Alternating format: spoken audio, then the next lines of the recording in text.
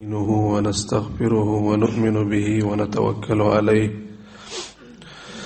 ونعوذ بالله من شرور أنفسنا ومن سيئات أعمالنا من يهده الله فلا مضل له ومن يضلله فلا هادي له ونشهد أن لا إله إلا الله وحده لا شريك له ونشهد أن سيدنا ومولانا محمدا عبده ورسوله أما بعد أعوذ بالله من الشيطان الرجيم بسم الله الرحمن الرحيم لقد خلقنا الإنسان في كبد أيحسب أن لن يقدر عليه أحد يقول أهلكت مالا لبدا أيحسب أن لم يره أحد صدق الله العظيم.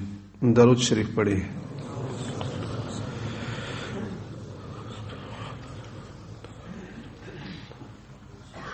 یہ دنیا ہمارے لیے تربیت گاہ ہے. اس دنیا میں انسان پر جتنے حالات آتے ہیں، خواہ وہ اچھے حالات ہو یا برے حالات ہو، معمولی ہو یا غیر معمولی ہو، سب کا فائدہ اور غرض یہ ہوتا ہے کہ انسان غفلت کی دنیا سے نکل آئے، بیداری کے عالم میں آ جائے، اللہ رب العالمین کی معرفت حاصل کرے، اللہ رب العالمین کے ساتھ تعلق بنائے، اپنی آپ کی اصلاح اور تربیت کرے. چونکہ انسان کی طبیعت ایسی ہے کہ اگر اس کو بغیر روک ٹوک کے اسی طرح چھوڑ دیا جائے، یا تو یہ اپنے منزل سے رہ جاتا ہے اور یا پھر وہ بگڑ جاتا ہے، گمراہ ہوتا ہے، اپنی راستے کو خطا کرتا ہے. ہر وقت اس کو تنبیہ کرنا ضروری ہوتا ہے. انسان اگر ہمیشہ اچھی حالت میں ہو پھر بھی اس کے بگڑنے کا بڑا خطرہ ہوتا ہے، اور اگر بری حالات زیادہ آ جائے پھر بھی اس کے بگڑنے کا خطرہ ہوتا ہے. ان الانسان خلق ہلوعا، انسان بے حوصلہ مخلوق ہے، اس میں برداشت اور تحمل کم ہے. جب اچھی حالت کو دیکھتا ہے تو پھر اتراتا ہے، تکبر کرتا ہے، غرور کرتا ہے، عجب میں مبتلا ہوتا ہے، اور جب اس پر بری حالت آ جاتی ہے تو پھر مایوس ہوتا ہے، جزا فضا کرتا ہے، واویلا کرتا ہے، شور مچاتا ہے، اللہ رب العالمین سے بھی بدگمان ہو جاتا ہے.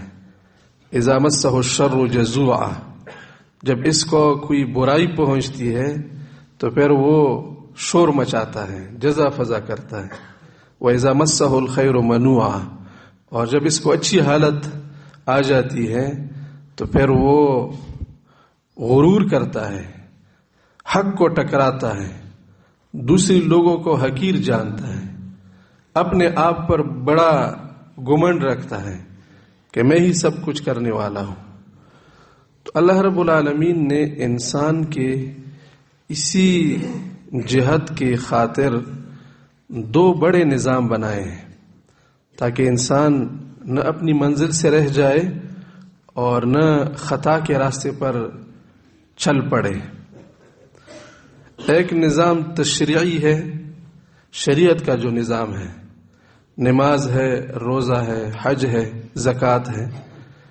جب کوئی انسان اللہ رب العالمین کے ان احکامات کا لحاظ رکھتا ہے تو وہ پھر اچھے حالات میں اتراتا نہیں ہے اور برے حالات میں گھبراتا نہیں ہے، وہ سیدھے راستے پر چلتا ہے.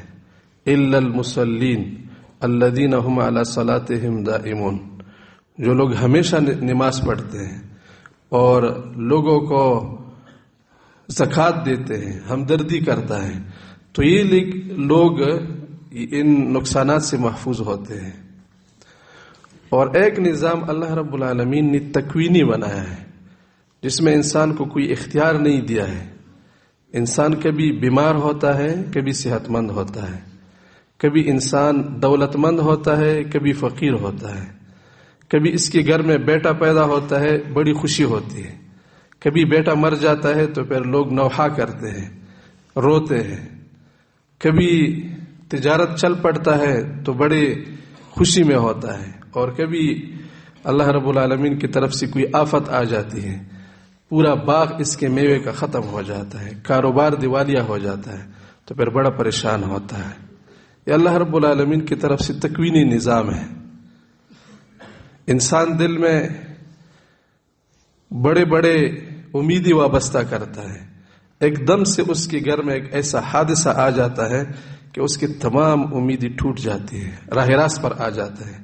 بعض لوگ آپ نے دیکھے ہوں گے، ان کے گھر میں جب کوئی اس کا بیٹا وفات ہو جائے یا اس کا بھائی مر جائے تو ایک دم سے وہ راہ راست پر آ جاتا ہے، اللہ کی طرف وہ مائل ہو جاتا ہے، اللہ رب العالمین کی طرف جھک جاتا ہے۔ اور بعض اوقات جب آدمی بہت برے حالات میں ہوتا ہے، مایوسی کا خطرہ ہوتا ہے، تو اللہ رب العالمین ایک دم سے راستے کھول دیتے ہیں، اللہ رب العالمین اس کے لیے آسانیاں پیدا فرماتے ہیں۔ تو یہ تکوینی نظام اللہ رب العالمین کی طرف سے انسان کے لیے ایک بہت بڑا تحفہ ہے۔ یہ اللہ کی طرف سے جو تنبیہات انسان کو ہوتی ہے، یہ اسی لیے ہوتی ہے کہ انسان سیدھے راستے پر آ جائے۔ وَلَنُذِيقَنَّهُم مِّنَ الْعَذَابِ الْأَدْنَىٰ دُونَ الْعَذَابِ الْأَكْبَرِ لَعَلَّهُمْ يَرْجِعُونَ۔ ہم تم کو چھوٹی چھوٹی عذابیں چکاتے ہیں، بڑے عذاب سے پہلے۔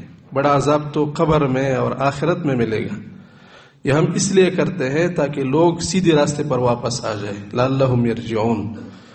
لہذا انسان کے لیے ان تنبیہات کو قبول کرنا اور وصول کرنا ضروری امر ہے۔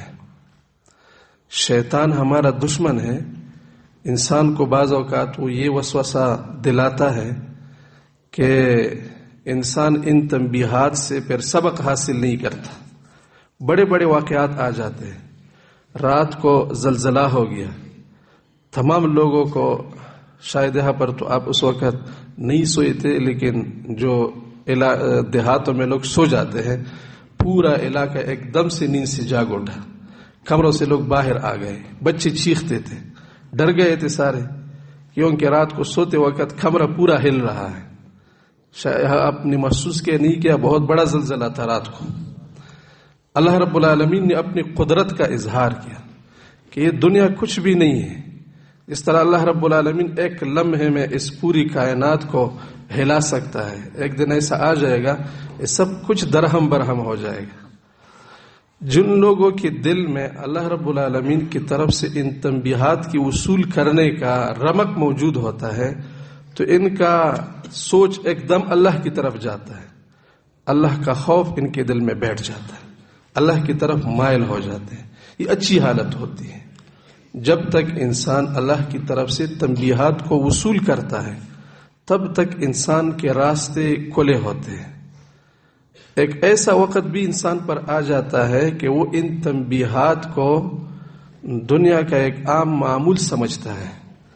بارش ہو گیا، بس آسمان سے پانی برس گیا، لوگ خوش ہو گئے، کسی نے یہ نہیں محسوس کیا کہ اللہ رب العالمین کا فضل ہوا، اللہ رب العالمین نے ہمارے فصل کو مفت میں سیراب کر دیا۔ اسی طرح سورج طلوع ہوتا ہے، غروب ہوتا ہے، رات کو ہم آرام کرتے ہیں، یہ جو معمول کے واقعات ہوتے ہیں۔ اسی طرح زلزلہ بھی آ جائے تو پھر کوئی کہتا ہے یہ زمین میں اس طرح ہلچل مچ گئی، پھر اس طرح ہو گیا۔ وہ جو اس کا مقصد تھا وہ ہم بھول جاتے ہیں، تنبیہ کو وصول نہیں کرتے۔ پھر اللہ رب العالمین کی طرف سے بھی انسان کے لیے روک ٹوک کا نظام ختم ہو جاتا ہے۔ پھر اللہ رب العالمین انسان کو کھلا چھوڑ دیتا ہے، ڈھیل دیتا ہے، اور اس کے بعد پھر انسان جب اپنی سرکشی میں انتہا کو پہنچ جائے تو پھر اللہ رب العالمین تنبیہ نہیں کرتا، پھر اللہ رب العالمین مواخذہ کرتے ہیں۔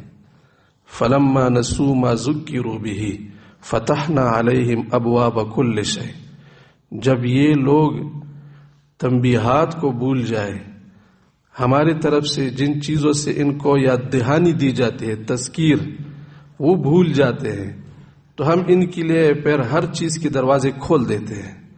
یعنی ان کی ضمیر کا آواز دب جاتا ہے، ان کی ایمان کی حرارت ٹھنڈی ہو جاتی ہے، پھر جرم کرتا ہے لیکن اس کے دل میں کوئی احساس پیدا نہیں ہوتا۔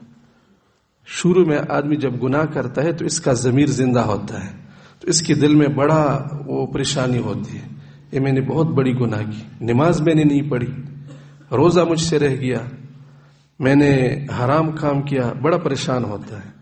لیکن گناہ کرتے کرتے کرتے ایک ایسا حالت بھی آ جاتا ہے کہ انسان گناہ کے بعد اس کے دل میں کوئی پریشانی نہیں ہوتی۔ اب یہ حالت جب آ جاتی ہے تو ایمان بالکل آخری حالت میں ہوتی ہے، کیونکہ ایمان کا آخری درجہ یہ ہوتا ہے کہ جب انسان برائی پر پریشان ہو جائے اور نیکی پر خوش ہو جائے۔ کم از کم اتنا تو انسان میں ہو کہ اچھا کام کیا تو خوش ہو جائے کہ الحمدللہ مجھے اللہ کی عبادت کا توفیق مل گیا، اور گناہ اس سے ہو گئی تو دل میں بڑا بے چین ہو جاتا ہے، مجھ سے خطا ہو گئی، اللہ کی حضور نادم ہوتا ہے، توبہ کرتا ہے، گڑ گڑاتا ہے۔ یہ حالت تو کم سے کم ہو۔ اب اس سے بھی انسان نیچے آ جائے تو بس پھر انسان کے لیے ہدایت کے راستے مسدود ہو جاتے ہیں۔ فتحنا علیہم ابواب کل شیء حتی اذا فرحوا بما اوتوا، جب وہ ان چیزوں پر بالکل مستی میں آ جائے، فرحہ یعنی اس کا ضمیر اس کو ٹوکتا نہیں ہے، گناہ کرتا ہے اس کو پریشانی نہیں ہوتی، جرم کرتا ہے اس کے دل میں کوئی وہ خفگی نہیں آتی، تو اللہ رب العالمین فرماتے ہیں اخذناہم بغتۃ فاذا هم مبلسون، پھر ہم ان کو اچانک پکڑتے ہیں، پھر ان کو سدھرنے کا موقع نہیں ملتا۔ اللہ رب العالمین ہم سب کو بچائے۔ پہلی بات یہ ہے کہ یہ ہماری زندگی میں جتنی بھی حالات آتے ہیں یہ ہمارے لیے تنبیہ ہوتی ہے، یہ ہمارے لیے جگانے کا اللہ رب العالمین کی طرف سے ایک نظام ہوتا ہے۔ ان چیزوں کو قبول کرنے کی استعداد کو ضائع مت کریں۔ جو بھی واقعہ آ جائے، اچھی حالت ہو یا بری حالت، اچھی حالت پر اللہ کا شکر ادا کریں، بری حالت پر صبر کریں۔ یہ انسان کی وہ ہو تو پھر انسان ہدایت پاتا ہے۔ دوسری بات یہ کہ انسان اس دنیا میں اللہ رب العالمین نے اس لیے پیدا کیا ہے کہ وہ نفس و شیطان کا مقابلہ کر کے اللہ رب العالمین کی قرب کو حاصل کرے، کامیابی حاصل کرے اور بڑے درجات کو پالے۔ نفس و شیطان ہر انسان کے ساتھ لگی ہوئی ہے اور یہ دونوں انسان کے لیے خطرہ بنتی ہے۔ شیطان تو ہمارا دشمن ہے، ان الشیطان لکم عدو فاتخذوہ عدوا، شیطان تمہارا دشمن ہے، تم بھی اس کے ساتھ دشمنی کا معاملہ کرو۔ یعنی جو چیز شیطان کے کام ہے آپ اپنے ساتھ مزاحمت کریں، شیطان کے ساتھ مقابلہ کریں۔ شیطان گناہ کو مزین کرتا ہے، آپ اس کو چھوڑ دیں، نیکی میں لگ جائے۔ اور شیطان کے ساتھ انسان کا اپنا نفس بھی انسان کو برائی پر ابارتا ہے۔ ان النفس لامارۃ بالسوء، نفس برائیوں پر انسان کو اکساتی ہے، اور یہ دو چیزیں ایسی ہے کہ انسان کے ساتھ ہر وقت لگی رہتی۔ تا دم حیات، ایک رمق آپ کی زندگی کا باقی ہے، آپ کے نفس کے بھی اپنے تقاضے ہوتے ہیں اور شیطان کی بھی اپنے وساوس ہوتے ہیں۔ خصوصاً انسان کی زندگی کے آخری لمحات میں تو شیطان بہت زور لگاتا ہے کہ یہ ایمان سے محروم ہو کر چلا جائے، کیونکہ وہ سمجھتا ہے کہ انسان کا اصل زندگی موت کے بعد شروع ہوتی ہے۔ دنیا میں بھی ہمیں نقصان دیتا ہے اور آخرت کی زندگی میں بھی ہمیں نقصان کی کوشش کرتا ہے شیطان۔ اور یہ نفس بھی عجیب چیز ہے، اس نفس کا ہماری زندگی کی ہر چیز میں اپنا ایک حصہ ہوتا ہے۔ دنیا کی چیزوں میں تو ہے ہی اس کا حصہ، دین کے کاموں میں اس کا بڑا حظ ہے، بڑا حصہ ہے۔ منبر پر بیٹھ کر نفس کا اپنا حصہ ہوتا ہے۔ میدان جنگ میں اللہ رب العالمین کے دین کی بلندی کے لیے آدمی اپنے سر کو پیش کرتا ہے، قربانی دیتا ہے جان اور مال کی۔ اس وقت بھی انسان کے نفس کا اپنا ایک حصہ ہوتا ہے، انسان اپنی لذت حاصل کرتا ہے۔ اب جب انسان کا نفس دینی کاموں میں انسان کا ساتھ دینا شروع ہو جائے، یعنی اس کا حصہ آدمی پورا کرتا ہے تو پورا عمل برباد ہو جاتا ہے، نفس کے خاطر ہو جاتا ہے، اللہ کے لیے نہیں ہوتا۔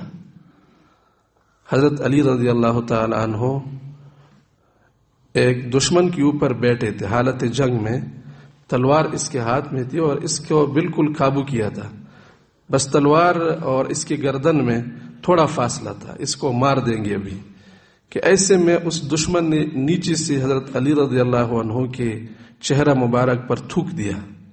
یہ عرب لوگ جب کسی سے انتہائی نفرت کا اظہار کرتے ہیں تو اس کے چہرے پر تھوکتے ہیں۔ وہ بھی سمجھ گیا کہ ویسی بھی قتل کرتا ہے، جو میرے بس میں ہے وہ کام تو کر دوں۔ جب حضرت علی رضی اللہ عنہ کے چہرہ مبارک پر اس نے تھوک دیا تو حضرت علی رضی اللہ عنہ فوراً اس کی سینے سے اٹھ گئے اور اس کو چھوڑ دیا۔ وہ کافر بھی بڑا حیران ہوا کہ چاہیے تو یہ تھا کہ اگر وہ پہلے نہ بھی مارتا اب تو ضرور مار دیتا، لیکن میرے اوپر قابو پانے کے بعد اس نے مجھے چھوڑ دیا جب میں نے اس پر تھوک دیا۔ تو اس نے پوچھا کہ یہ آپ نے کیا معاملہ کیا؟ تو انہوں نے فرمایا کہ جب آپ نے میرے چہرے پر تھوکا نہیں تھا اس وقت میں نے آپ کو خالصتاً اللہ کے حکم کے تعمیل کے لیے، دین کی بلندی کے لیے آپ کے اوپر بیٹھا تھا اور آپ کو قتل کر رہا تھا، لیکن جب آپ نے میرے چہرہ پر تھوکا اس میں میرے نفس کا حصہ بن گیا۔ نفس نے یہ تقاضا شروع کیا کہ اب تو اس کا مارنا چاہیے، اس نے آپ کو اب کیا کر دیا، وہ آپ کی وہ کر دی، بے عزتی کر دی۔ لہٰذا میں نے یہ سمجھا کہ میں اپنی نفس کے خاطر کسی کو قتل نہ کر دوں، تو اس سے اٹھے اور اس کو چھوڑ دیا۔ یہ نفس بڑا عجیب ہے، ہر وقت اس کا اپنا ایک حصہ ہوتا ہے، تو نیکیوں کے کام میں بھی اس کا بڑا حصہ ہوتا ہے۔ عین نماز کے وقت اس نفس کا اپنا حصہ ہوتا ہے، درس و تدریس کے وقت اس کا اپنا ایک حصہ ہوتا ہے، جہاد کے وقت اس کا اپنا ایک حصہ ہوتا ہے۔ اگر نفس کا ہم نے دفاع نہیں کیا اور اس کو ہم نے اپنے کاموں میں ملا دیا تو ہمارے بڑے بڑے کام بالکل بیکار جائیں گے، اللہ کے نزدیک اس کی کوئی اوقات نہیں ہے بڑے بڑے اعمال کا۔ تو یہ نفس ہمیں کسی وقت چھوڑتا نہیں ہے۔ شیخ سعدی رحمہ اللہ نے نفس کی مثال اور تشبیہ بڑے اژدہا کے ساتھ دی ہے۔ اس طرح ایک آدمی کہیں جا رہا ہے جنگل میں، سردی کا موسم ہے اور رات لمبی رات، ایک بہت بڑا اژدہا کسی صحرا میں پڑا ہوا ہے۔ رات کے وقت سردی ہوتی ہے، سردی میں پھر جانور ٹھٹر جاتے ہیں، تو وہ آدمی دیکھتا ہے کہ یہ تو بہت بڑا اژدہا ہے، وہ اسے شوق کے لیے اس کو اپنے کندھے پر ڈال دیتا ہے اور اپنے گاؤں میں لے آتا ہے۔ بچوں کو بھی وہ اس کو کوئی اس کو لاٹھی مارتا ہے، کوئی اس کو ہاتھ ڈالتا ہے، لیکن جب سورج طلوع ہوتا ہے اور سورج کی حرارت اس اژدہا کو لگتی ہے اور وہ گرم ہو جاتا ہے تو ایک دم سے وہ اپنے سر کو اٹھا کر سب کی طرف پش مارتا ہے، تو سارے لوگ بھاگ جاتے ہیں کیونکہ اب اس میں جان آ گئی۔ اسی طرح یہ نفس اژدہا کی طرح ہے۔ بعض اوقات آدمی نیکی کا کام کرتا ہے، نماز پڑھتا ہے، ذکر کرتا ہے، روزہ رکھتا ہے، تو یہ نفس کیا ہوتا ہے، عبادات کی یہ سردی سے ٹٹر جاتا ہے، مرا ہوا نہیں ہوتا۔ آدمی یہ سمجھتا ہے کہ الحمدللہ مجھے نفس پر قابو حاصل ہوا، لیکن جیسے مسجد سے باہر نکلتا ہے یا بعض اوقات مسجد کے اندر بھی نفس کو کیا ملتا ہے، حرارت مل جاتی ہے، ایسا موقع بن جاتا ہے کہ انسان کو نفس کا جو تقاضا ہوتا ہے وہ پورا ہوتا ہے، تو پھر سے وہ گرم ہوتا ہے۔ اور اگر اس وقت انسان اس کا کیا نہ کرے، دفاع نہ کرے، تو اژدہا، اگر آپ اژدہا سے بے خبر ہیں، آپ کے آستین میں سانپ ہے، آپ کو کوئی پتہ نہیں ہے، اور آپ اس کا کیا نہیں کرتے، دفاع نہیں کرتے، اس کا فکر نہیں کرتے، تو آپ کو ڈس دے گا، آپ کو ہلاک کر دے گا۔ تو نفس سے ہر وقت کیا ہونا، محتاط رہنا چاہیے۔ نیک اعمال میں نفس سے محتاط رہنا چاہیے، میرے نماز کو برباد نہ کرے، میرے زکوٰۃ کو برباد نہ کرے، میرے جہاد کو برباد نہ کر دے۔ تو دوسری بات یہ ہے کہ اپنی نفس کا ہمیشہ کے لیے ہر وقت ہمہ وقت نگرانی کرنی چاہیے، تاکہ نفس ہمارے ایمان کا نقصان نہ کرے، ہمارے دین کا نقصان نہ کرے۔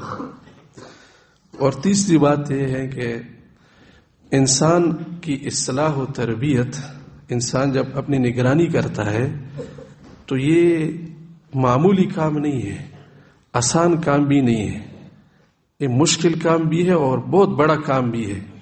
ہماری زندگی کا سب سے بڑا اہم کام اپنی اصلاح و تربیت ہے، کیونکہ ہمارے دین و دنیا کی کامیابی وہ ہماری اصلاح پر موقوف ہے.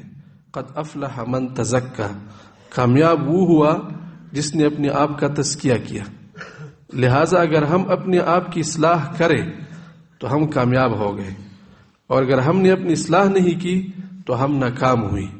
تو سب سے اہم کام ہمارا کیا ہے؟ اپنی اصلاح و تربیت ہے. اور اصلاح و تربیت آسان کام نہیں ہے، اس کو بڑی اہمیت دینی چاہیے. اس طرح ہماری دنیا کی دوسری کام ہوتے ہیں. ہماری اپنی جسمانی صحت ہے، ہم جسمانی صحت کو کتنا توجہ دیتے ہیں. کسی کو اگر کینسر کی بیماری لگ جائے تو اس کو دنیا کی تمام چیزوں سے وہ بے رغبت کر دیتی ہے. نہ اس کو کھانا اچھا لگتا ہے، نہ اس کو کھیل کود اچھا لگتا ہے. بس اپنی بیماری کی طرف کیا ہوتا ہے کہ میری بیماری کا علاج ہو جائے. اس سے بڑھ کر تو ہمارے روحانی امراض ہے. جتنا ہم جسمانی بیماریوں کے لیے فکر مند ہوتے ہیں، کم از کم اتنا تو ہم اپنی روحانی بیماریوں کے لیے فکر مند ہو جائیں، پھر ہماری روحانی اصلاح حاصل ہو سکتی.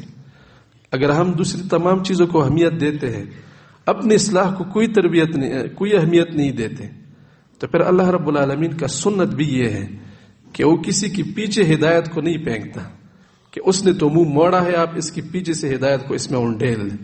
ہدایت کے لیے طلب ضروری ہے کہ آدمی اس کو اہمیت دے دے. طلب کا یہی مطلب ہوتا ہے کہ آپ اس کو اہم سمجھیں، اللہ سے دعا کریں، جہاں سے انسان کی اصلاح کی تربیت ہو، اصلاح و تربیت ہوتی ہے وہاں پر جائیں، وہاں کا جو طریقہ کار ہوتا ہے اس کو اپنائیں.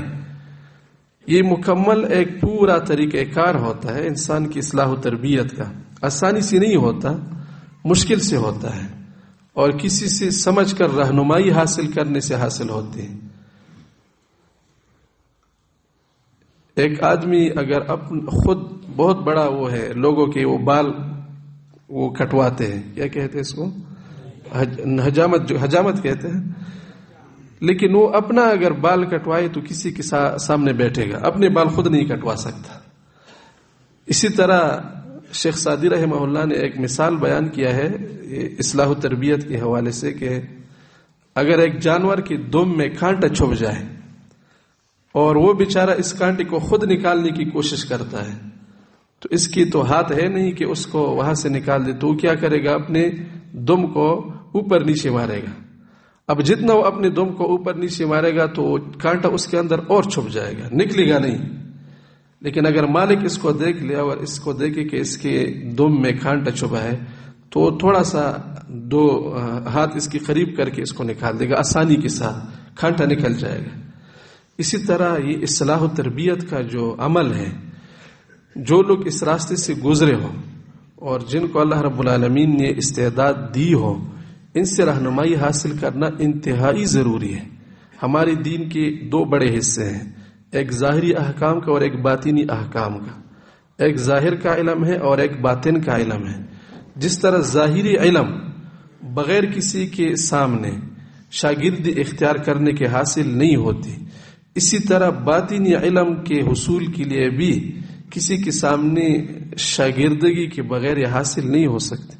خود بخود یہ چیزیں حاصل نہیں ہوتی. انسان کے دل کے ساتھ بہت بڑے بڑے احکام کا تعلق ہے، صبر ہے، شکر ہے، اخلاص نیت ہے. اب ان چیزوں کو حاصل کرنے کا کیا طریقہ ہوگا، کیسے حاصل ہوگا؟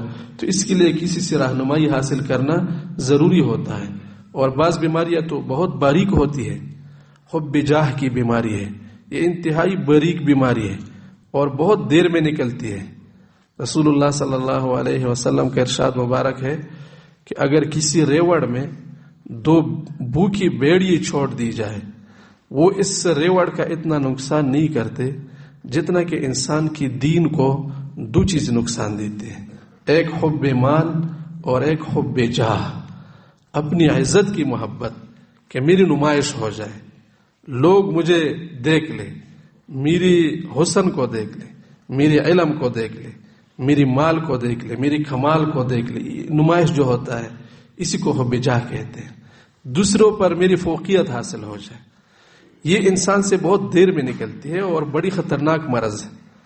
پہلے تو اس کا ادراک بھی بعض اوقات نہیں ہوتا، آدمی یہ سمجھتا ہے کہ میں اچھا کام کرتا ہوں، حالانکہ اس کی وہ بنیاد میں کیا ہوتا ہے؟ حب جاہ ہوتی ہے اور انسان کے لیے نقصان دہ ہوتی ہے۔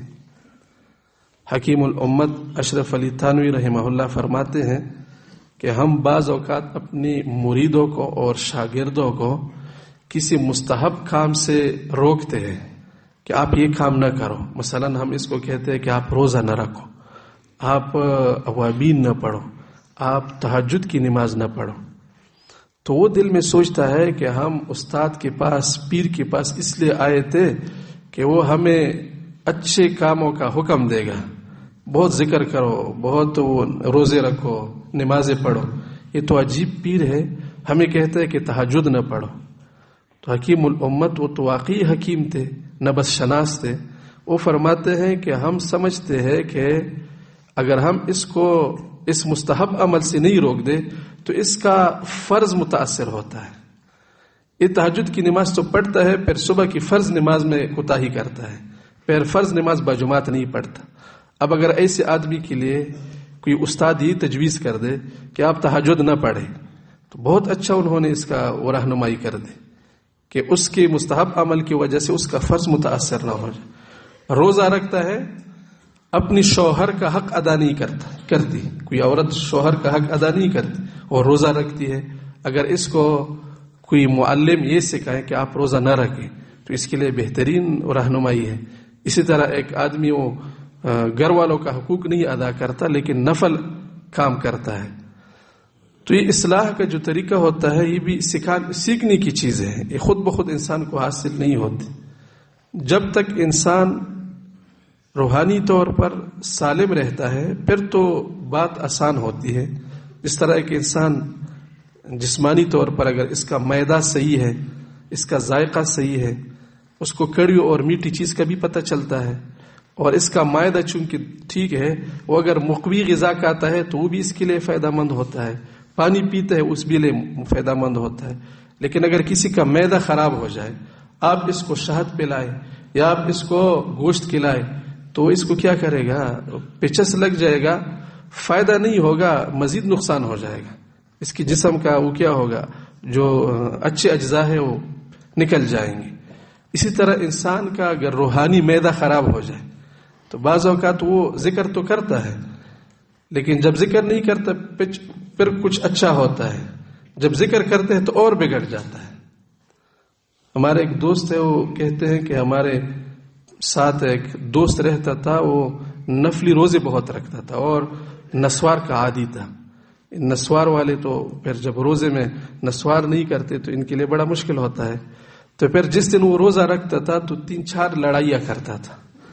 تو ہم نے ان کو کہا کہ بھائی صاحب آپ روزہ نہ رکھیں لیکن جھگڑے نہ کریں، کیونکہ اگر آپ روزہ نہیں رکھتے تو آپ ٹھیک ٹھاک مسلمان ہوتے ہیں، جب روزہ رکھتے ہیں تو پھر آپ سے کیا بن جاتا ہے؟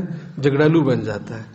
تو اسی طرح جب انسان بعض اوقات اس کی اندرونی بیماریاں ہوتی ہے تو وہ نماز پڑھتا ہے مزید ریاکار بن جاتا ہے، مسجد میں نہیں آتا تو پھر ٹھیک ٹھاک ہوتا ہے، مسجد میں آتا ہے تو اس میں غرور پیدا ہوتا ہے، تہجد کی نماز پڑھتا ہے تو دوسرے لوگ اس کو کیا لگتے ہیں کہ سارے بے ایمان ہیں، منافق ہیں، اب میں نماز کے لیے اٹھا ہوں، میں تہجد کی نماز پڑھتا ہوں، میں اللہ کا بہت قریب ہوں، یہ سارے تو بڑی بے دین ہیں۔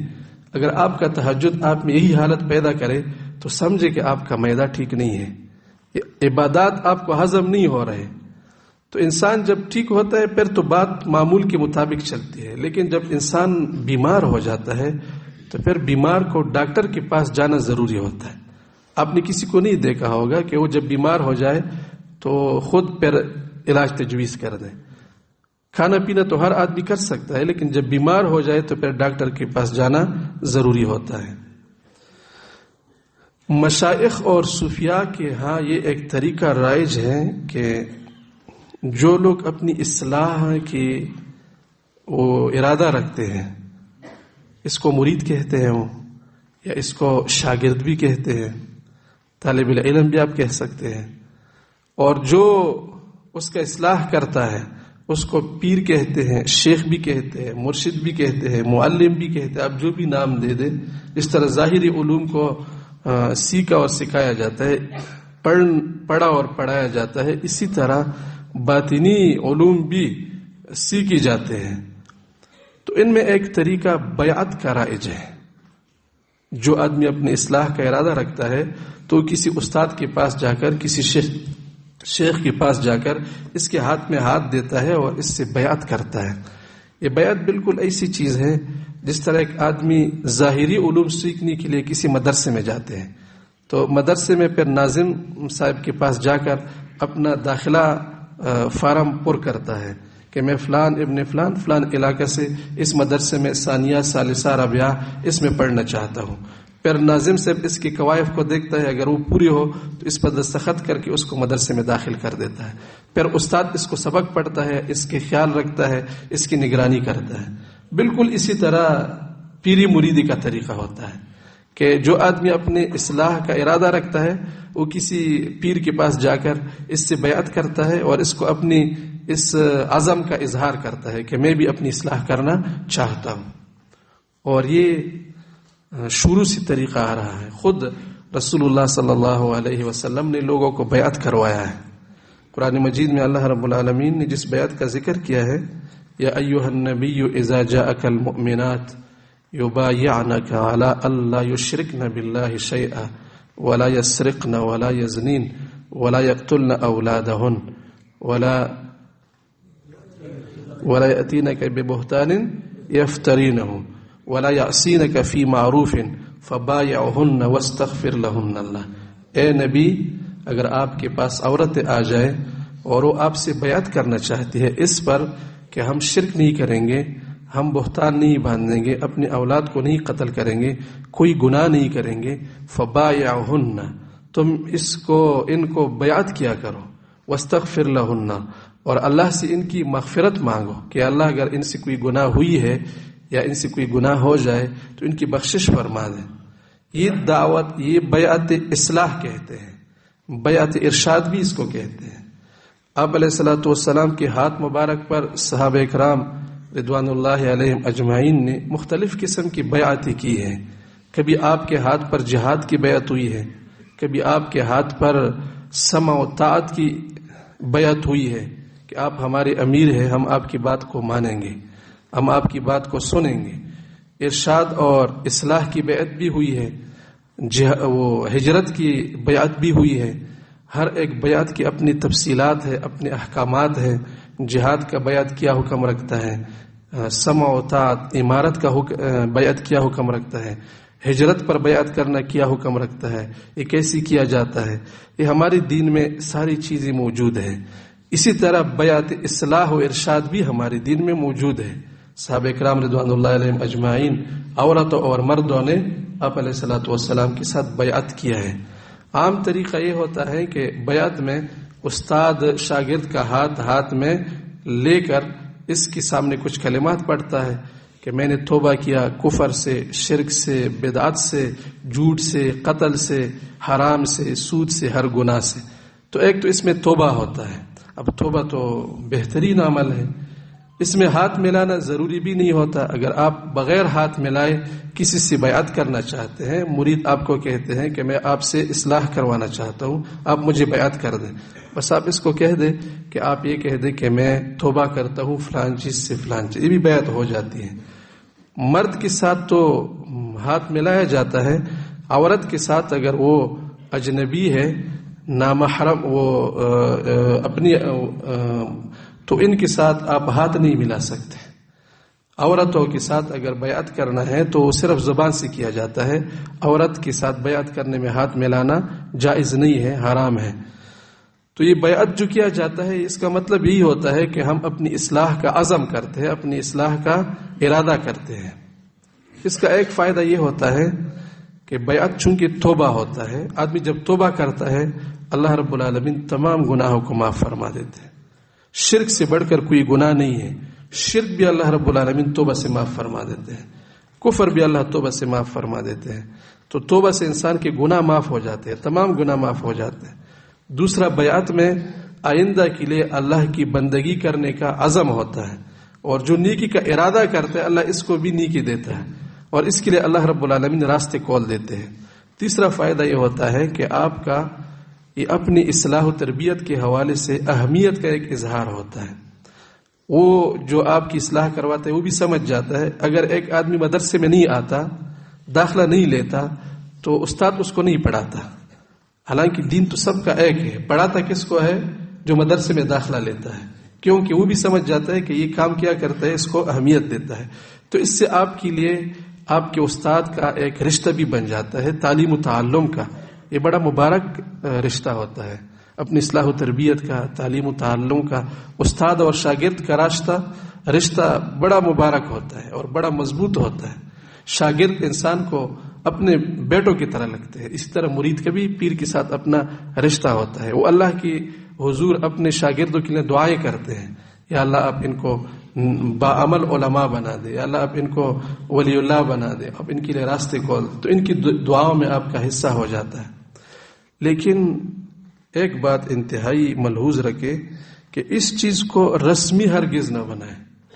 ہمارے آج کل کے امت مسلمہ کا ایک بہت بڑا المیہ یہ ہے کہ ہم دینی کاموں کو رسمی چیز سمجھ کر کے کر دیتے ہیں، جس کا نتیجہ نہیں نکلتا. نماز جیسا اہم عبادت اگر وہ رسمی ہو جائے اور اس کی روح اس سے نکل جائے تو کوئی فائدہ نہیں دے گا. اسی طرح بعض لوگ یہ سمجھتے ہیں کہ بیعت کا مطلب یہ ہوتا ہے کہ ایک بہت بڑا پیر ہوتا ہے، اللہ والا ہوتا ہے، عالم دین ہوتا ہے، صوفی ہوتا ہے، شیخ ہوتا ہے، بس اس سے آپ بیعت کریں گے تو یہ آپ کا بیڑا پار ہو جائے گا. ایسا ہرگز نہیں ہے. بیعت کے بعد اصلاح کا عمل سنجیدگی کے ساتھ کرنا ضروری ہے، اس کو وقت دینا ضروری ہوتا ہے.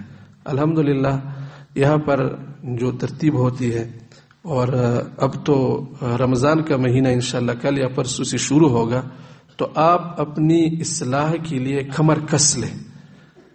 اصلاح کے لیے کمر کس لیں. جو آپ کو وظیفہ دیا جاتا ہے، جو آپ کو معمولات بتائے جاتے ہیں، اجتماعی معمولات ہو یا انفرادی معمولات ہو، یہاں کی جو جتنی ترتیبات ہیں، بس آپ اپنے اوپر لازم کریں کہ میں اس میں ذرا بر بھی وہ انحراف نہیں کروں گا. پھر آپ ان 40 دن یا 10 دن کا فائدہ دیکھ لیں گے، آپ کو محسوس ہو جائے گا. ایسا ہرگز نہ کرے کہ تعلیم کا وقت ہے آپ باہر صحن میں بیٹھے ہیں، یا تعلیم کا وقت ہے آپ مارکیٹ میں گئے ہیں، بازار میں گئے ہیں، تو پھر یہاں کے جو آپ کی اصلاح کا عمل ہے اس میں خلل آ جائے گا. جس طرح ہسپتال میں مریض ہوتا ہے، اگر مریض ڈاکٹر کے ہدایات پر عمل نہیں کرتا، ڈاکٹر اس کو کہتے ہیں کہ آپ صبح ناشتہ مت کرے، اس نے ناشتہ کر لیا، اب آپریشن کرے گا تو کیا ہو جائے گا، اس کا نقصان ہو جائے گا. یا اس کو کہتے ہیں کہ آپ 2 وقت کا کھانا کھائے، وہ 3 کا کھاتا ہے. وہ کہتے ہیں کہ آپ ورزش کرے، ورزش نہیں کرتا، تو اس کو کوئی فائدہ نہیں ہوگا. تو جو ہدایات یہاں سے آپ کو دی جاتی ہے، ان پر عمل کرنے سے انشاءاللہ اللہ سے قوی امید ہے کہ آپ کی اصلاح کا عمل بڑا آسانی سے ہو جائے گا. تو کوشش کریں کہ آپ بس آج سے یہ طے کر لیں کہ ہم یہاں پر اپنی اصلاح کے لیے آئے ہیں. ہماری اصلاح و تربیت میں ہمیں جو بھی محنت کرنی پڑی ہم وہ محنت کریں گے. یہ چیز حاصل ہوتی ہے محنت سے.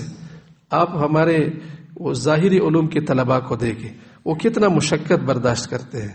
8 سال مدرسوں میں پڑھتے ہیں، صبح شام ایک طرح کا کھانا کھاتے ہیں، یعنی ہر روز صبح کے وقت دال ہوتا ہے، کچھ اور چیز ہوتا ہے، وہ بھی زیادہ لذیذ نہیں ہوتا. پھر کہیں جا کر وہ 8 سال کے بعد کیا بنتا ہے، اس میں استعداد پیدا ہوتے ہیں. تو یہ بھی اسی طرح کا ایک وہ ہماری دین کا حصہ ہے. اس میں محنت کرنا ضروری ہے. آپ اگر تہجد میں اٹھتے ہیں، یا آپ تسبیحات کرتے ہیں، یا اس طرح کی تعلیمات میں بیٹھتے ہیں، تو یہ آپ کی اصلاح و تربیت کا حصہ ہے. اگر ہم یہاں سے جائے اور ہمارا اصلاح و تربیت کا کچھ کام ہوا ہے تو ہم جتنی بھی محنت کریں گے ہمارا محنت ضائع نہیں ہوا. اور اگر ہم یہاں پر آ کر اپنی اصلاح و تربیت سے محروم رہے تو پھر ہمارے لیے نقصان کا باعث ہے. اللہ رب العالمین ہم سب کا عافیت کے ساتھ اصلاح کرنے کی ہمیں توفیق عطا فرمائے، اور ہم سب کے لیے خیر کے راستے کھول دیں. وآخر دعوانا